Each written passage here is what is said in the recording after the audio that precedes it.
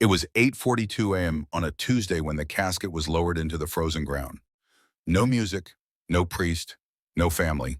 Just a man in a military uniform standing beside a cheap folding chair, holding a folded American flag in his white-gloved hands. His name was Private First Class Martin Dorsey, and according to the county records, no one claimed his body. He died alone at the Willow Pines Care Facility.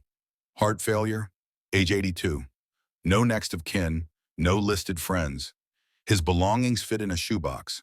A dog tag, two photographs, a crumpled Purple Heart certificate, and a half-written letter that ended mid-sentence.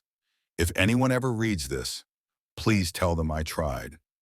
They gave him a government burial, a $300 metal casket, one flag, no flowers.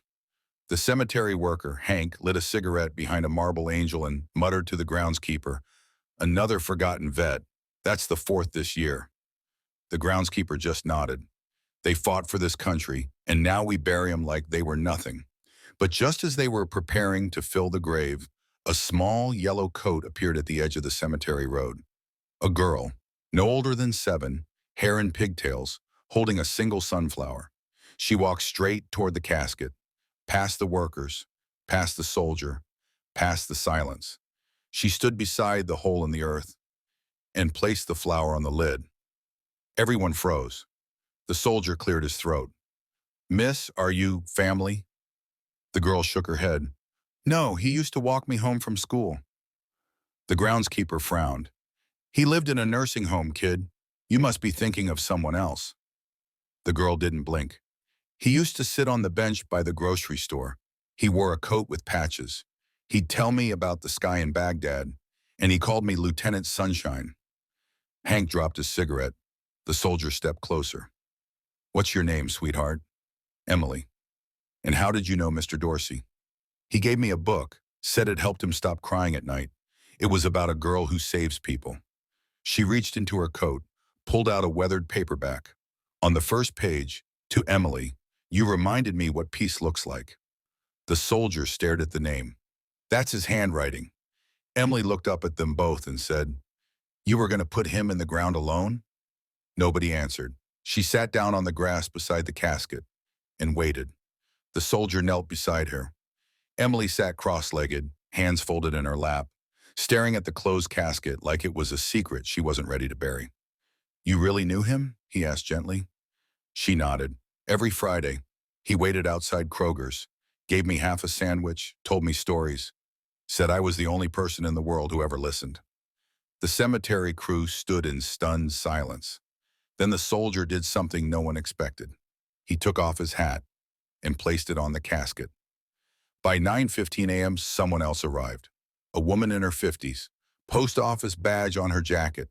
She looked confused at first, then saw Emily and gasped. "That man, and he used to tape quarters to his letters." She pulled something from her purse, a postcard. On the back, Martin Dorsey's signature, and a note, "For the mail lady who never forgot my name." By 10 a.m., 5 more people had arrived, a mechanic, a gas station clerk, a woman who ran a food pantry, all with tiny stories, all with quiet grief. At 10:43 a.m., an old man with oxygen tubes and a walker was wheeled up by his son. He rolled straight to the casket. "Martin saved my life," he whispered. "Fallujah, 2005. I had shrapnel in my chest.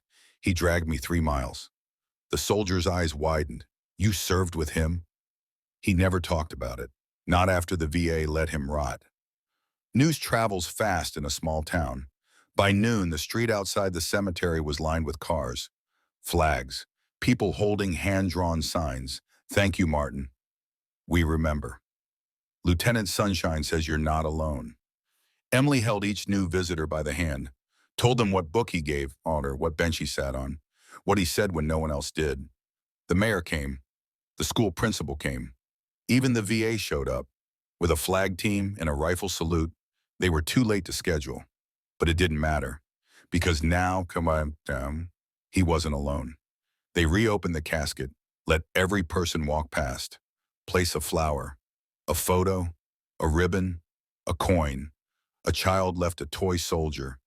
Another left a copy of Charlotte's Web. By sunset, the grave was full of gifts, but Emily stayed. When everyone else had gone, she whispered one more thing. You kept your promise.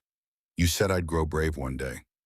The next morning, someone returned to the grave with a wooden sign, carved with a pocket knife. It read, Private Martin Dorsey, the man who walked a little girl home. His name was added to the local Veterans Memorial, and every year now on that day, not Memorial Day, not Veterans Day, but his day, people gather at his grave. Emily leads the ceremony. She's 12 now, but still wears yellow, still carries that old paperback, and still says, he wasn't forgotten, not even close. Thank you for watching. If you want to get more of that kind of stories, press like and check out our channel.